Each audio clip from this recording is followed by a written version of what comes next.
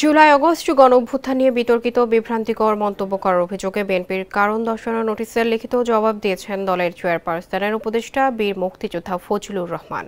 মঙ্গলবার বিএনপির কাছে নোটিশের জবাব জমা দেন তিনি।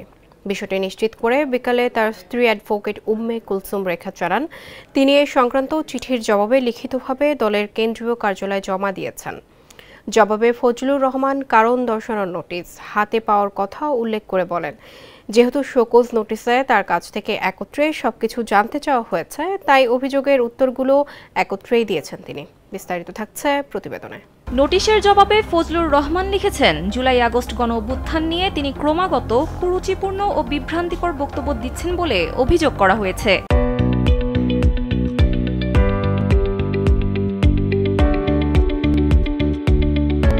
তবে এই অভিযোগ দৃঢ়ভাবে অস্বীকার করেছেন তিনি। 2024 সালের 16 জুলাই রংপুর বিশ্ববিদ্যালয়ের শহীদ আবু সাইদকে পুলিশ সরাসরি গুলি করে হত্যার পর তিনি প্রথম বলেছিলেন 21 শতকের প্রথম বীর শ্রেষ্ঠ তিনি।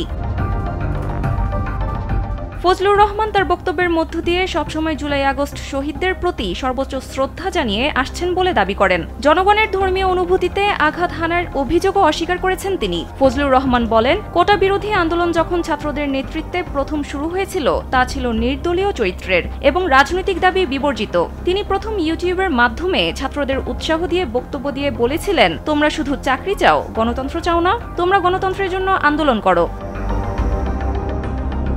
অন্যদিকে 2023 সালের 28 অক্টোবরে বিএনপির ডাকা লাখ লাখ জনতার মহাসমাবেশকে স্বৈরাচারী সরকার 1 ঘন্টার আক্রমণে ভেঙে দিয়েছিল।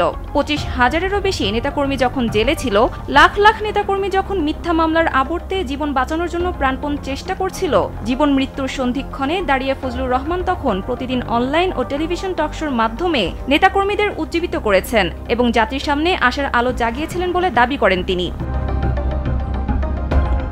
শুধু তাই নয়, 5 আগস্ট আন্দোলনের বিজয়ের মাধ্যমে যখন শেখ হাসিনা সহ ফ্যাসিস্ট শক্তি পালিয়ে গেল এবং জনগণ বিজয়ী হলো, সেই সময়ে সবচেয়ে বেশি খুশি হয়েছিলেন বলে জানান ফজলুর রহমান। ব্যাখ্যায় সবশেষে তিনি বলেন, আমার সার্বিক বক্তব্য উপস্থাপনায় যদি প্রমাণিত হয় আমি কোনো ভুল বক্তব্য দিয়েছি, তবে আমি দুঃখ প্রকাশ করব। আমার প্রিয় দল বিএনপির কোনো ক্ষতি হয় এমন কোনো কথা ও কাজ আমি করিনি এবং করবও না। জাতীয়তাবাদী দলের নেতৃত্বের বিচার বিবেচনার প্রতি আমার সর্বোচ্চ আস্থা আছে। আশা করি আমি সুবিচার পাব। সানজিদা ইসলাম, কালবেলা।